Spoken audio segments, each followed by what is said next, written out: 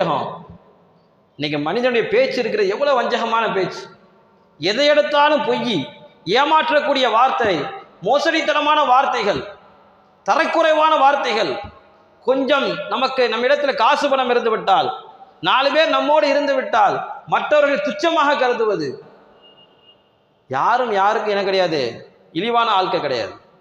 ஸல்லல்லாஹு அலைஹி வஸல்லம் அவர்கள் சொல்லி தந்த மிக முக்கியமான கோட்பாடே அதான். தொழுகையில நம்ம சஃப்புல நிக்கிறோம்னா நமக்கு ஒற்றுமை மட்டுமல்ல, யாரும் இந்த சஃப்புல நிற்க முடியும். ஒரு உயர்ந்த அந்தஸ்தையுடைய பெரிய பிசினஸ் மேன் இருக்கிறது, ஆக விஐபி, ஒரு நாட்டினுடைய அதிபர், அவரும் முதல் சஃப்புல நிற்க முடியும், இமாமுக்கு பின்னாடி நிற்க முடியும்.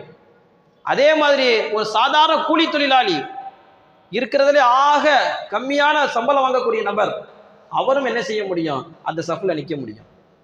இஸ்லாம் சொல்லக்கூடிய செய்தி என்ன தெரியுமா? 2 பேருக்கு எந்த ஏற்றத்தாழ்வும்